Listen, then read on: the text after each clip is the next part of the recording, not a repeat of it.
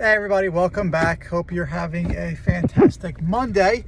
I'm just dropped clothes off at the cleaners. I'm driving myself home, and I wanted to again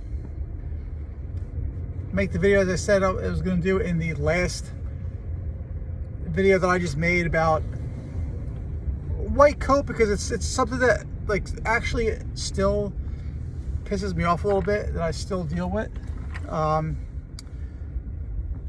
So it just led me to believe that that's going to be another one of the last things that leaves me. But I was looking through my little YouTube analytics, and I did see that the ectopic heartbeats and the skipped heartbeats was by far and away the biggest, or the most watched videos that I have on here so far. So I was thinking about it and thinking about what I could do to kind of add value to the people who watch that and who are suffering from that, because it was my worst symptom, which is gone now for the most part. I still have some, here and there, but less than the average human, I would say. So I kind of wanted to turn back around and talk about that, and I'll get to the white coat later. So I'm going to jump right into it, and I think the first thing that you have to figure out is what's causing them, because it could be obviously a couple of different things, and it could be something that's as simple as dietary related. You can have a spicy food, and the spicy food could just kind of irritate your stomach, which could then in turn maybe give you some inflammation, which could then maybe even aggravate the heart, which can then just cause the misfirings. I've known people from different groups and forums and things before when I was on there who did say that the spicy foods aggravate that and cause an increase. It could be anxiety related, obviously. It can be sleep apnea related. Obviously, I'm first-hand experience of that, undiagnosed. It could be electrical in nature. There could just be an electrical kind of, maybe a little, I don't want to say defect, but lack of a better term. But I think at the end of the day, the first thing you have to realize and you have to know is that you're not going to know anything, and you're not going to be able to make any headway until you go obviously and get checked out. And I know that people are scared to do that. I know that people think oh well, I don't want to go get told bad news. I don't want to go get told that there might be some underlying condition. I have white coat syndrome. I'm afraid to go into the doctor, because then they're gonna, my numbers are gonna be through the roof. And even if they are, mine were when I went to the cardiologist, when I went to numerous cardiologists, my numbers were always astronomical and through the roof. So the fact that to the point where they had to do an EKG every time I went into the cardiologist, because they're oh, well, your numbers are too high. We have to check to make sure that there's nothing going on and not having heart attacks in the cardiology office, So you still have to go. I mean, you still have to go get the necessary testing done. You have to get the Holters and the echoes. You have to make sure that everything is good with them, and it also matters how many you're getting. But I have seen people who have gotten between 10 to 20,000 who have said that they changed lifestyle habits, and they took certain supplements, which again, vitamin deficiencies and things like that can also cause them. So they changed that around and added that into their lives, and they went from having 10,000 to nothing, and they got rid of almost all of theirs, and they were preaching about that on forums. Now again, you can take things with a grain of salt. You don't know some people could just be making up stories, but you kind of take it at face value, and maybe that could give you a little bit of hope. But all those things are, I guess potential potential things that can be your cause of them, and it doesn't have to be something that's nasty in nature, or something that's an underlying major issue. But you have to get it checked out. Now, I would say that I think for me, and I'll talk about my own personal experience, I think the biggest cause for mine was the sleep apnea. I think that was the biggest underlying issue that I had going on, that was undiagnosed, and eventually over time I think like crept up. And I may not have ever even known that if it wasn't for COVID. So all these things, I guess you can look for the positives and you look for the silver linings and these kind of things. Like if I never had COVID, which depleted my body and made it kind of go a little bit haywire, I might have not ever known that I had sleep apnea. And then what? 15 years down the line, like maybe it leads to some kind of disease. Maybe it does lead to like cardiovascular disease or the early stages of something like that. I mean, God forbid, right? But if you don't know, you don't know. So I think that's the biggest cause for mine. So I had the COVID, and then when I had gotten through COVID, I tell this story in some of the other videos. I was going down to downstairs and carry grocery bags up 3 flights of stairs, and my heart was just pounding like nothing that has ever happened before. Like my eyeballs are pulsating. And I don't know if that's even an anxiety symptom, because there are sometimes where that still kind of happens if I'm doing like maybe in a higher intensity workout. Like that still could happen sometimes, or if I happen to just be paying attention to it. We're trying to be hypersensitive to that.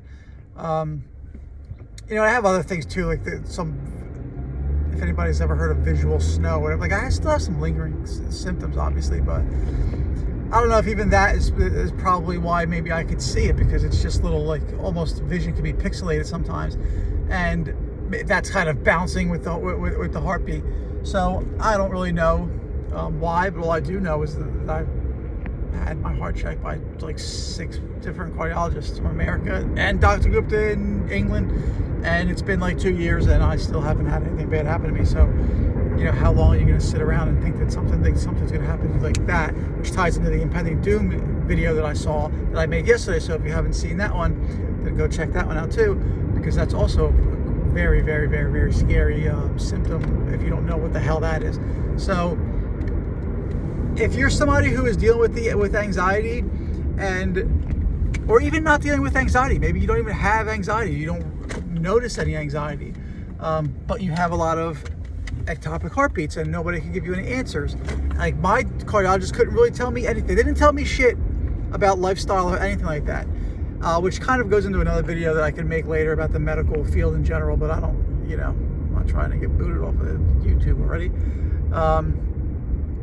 It's just like there's just not a holistic approach to healing anymore, and it's just you come in with a symptom and we give you a prescription for this symptom, and if you don't have anything that we could diagnose right now on a test, well, we'll see you in 5-6 years when you do have something that we can prescribe you for.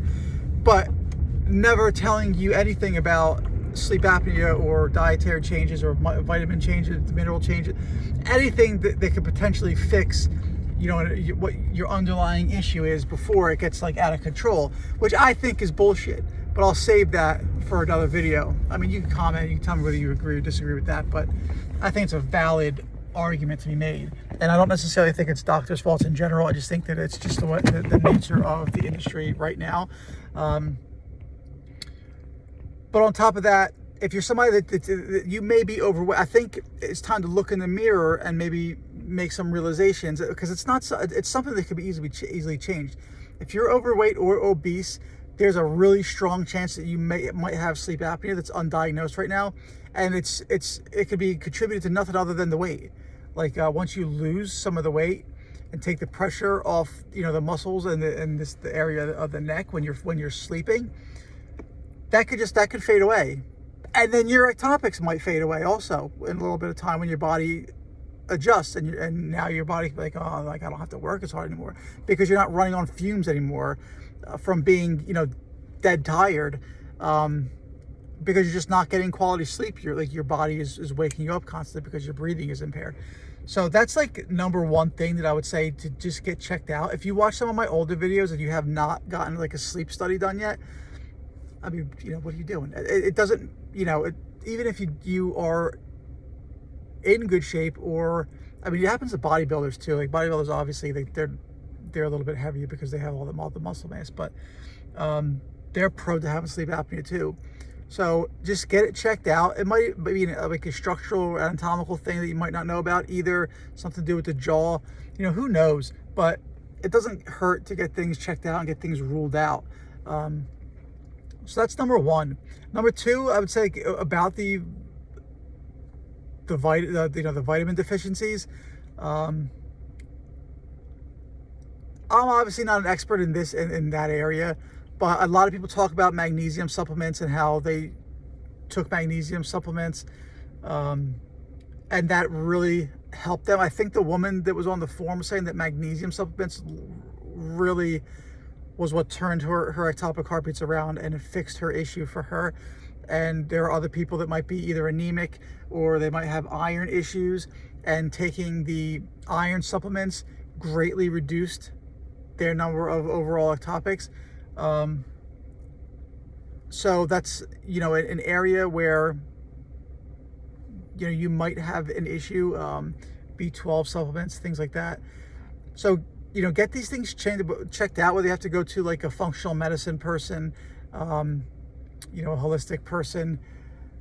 Just make sure you can trust who you go to. Vet some of these people out, because at the end of the day, some of these people, they I'm sure they mean well, and they might have schooling in certain things, but the more and more that I do research into like the medical field and the dietary field and stuff like that, you can have credentials, but a lot of these people, they don't know what the hell they're talking about, and they don't really give you valid information.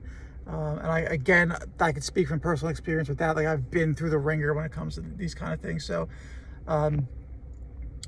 don't feel like you have to rush into the first person that you see and meet with and all that kind of stuff. I know it's a rough situation, but take your time to find the right person to actually help you. So you have the sleep test that I would recommend, getting done. You have the vitamin deficiencies that I would recommend, kind of getting checked out. Lifestyle in general too. The exercise. You have to exercise and just get overall better heart health.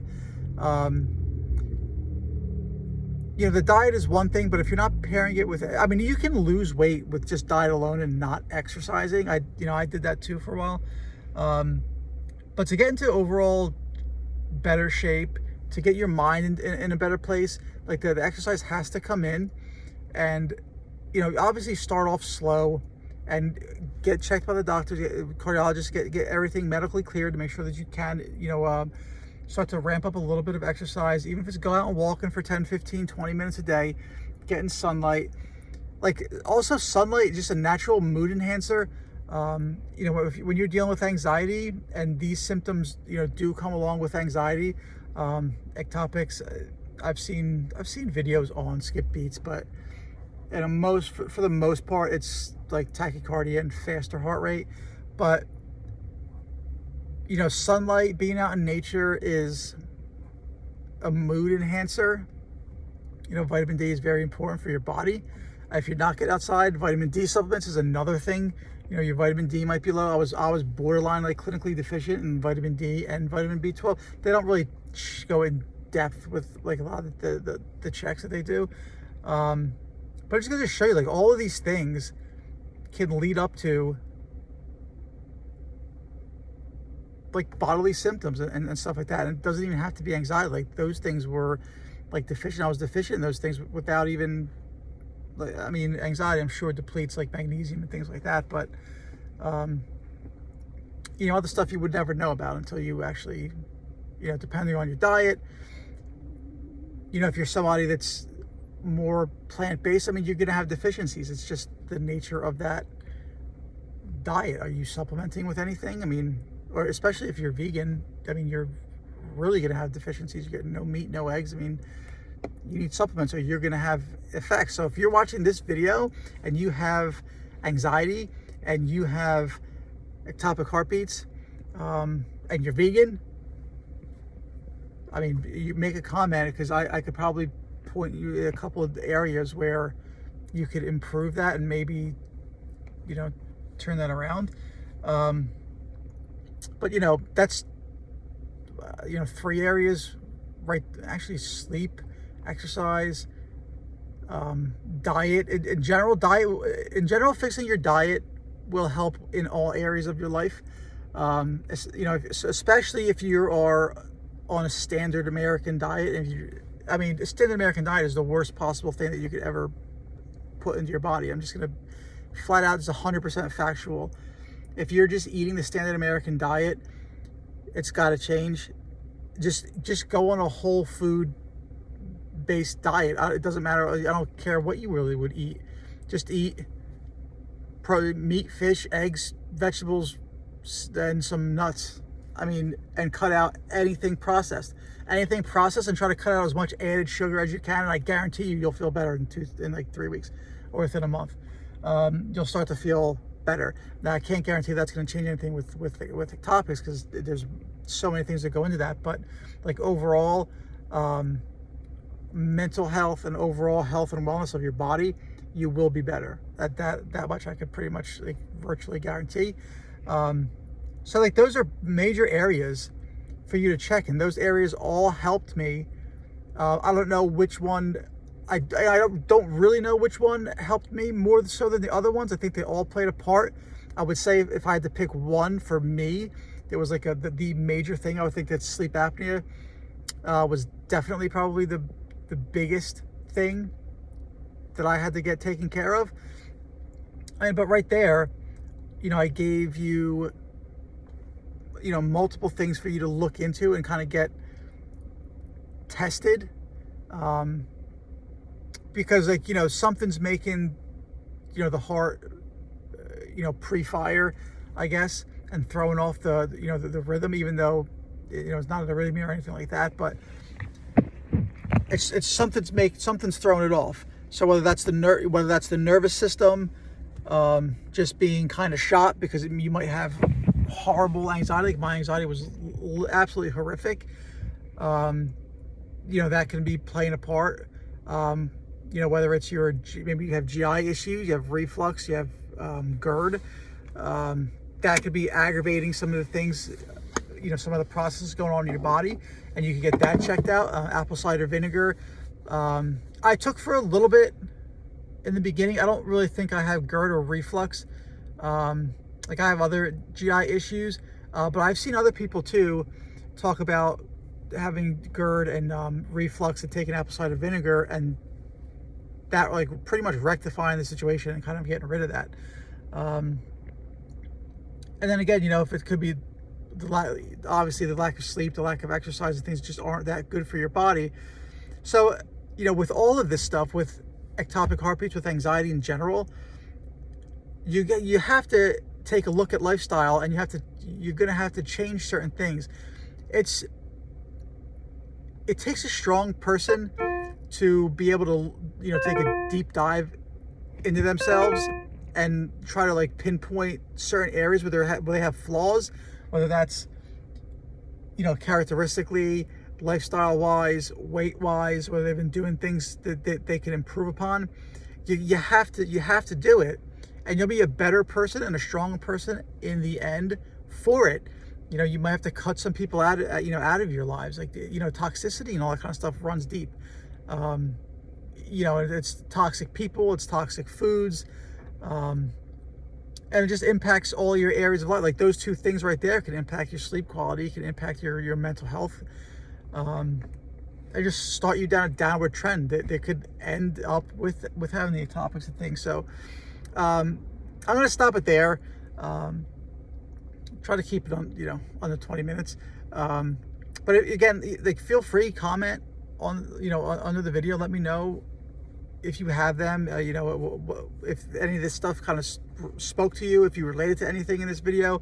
If you haven't done any of the steps yet, you know, go and set up your appointment, start talking to people. If you have any questions about what I've been through and anything about what I said, please feel free, ask away. I've responded to every comment I've ever gotten on any video. So I promise that I will get back to you and let you know whatever my thoughts would be on whatever question that you might have. And thank you very much for making it to the end of the video, and I will see you in the next one. Take care.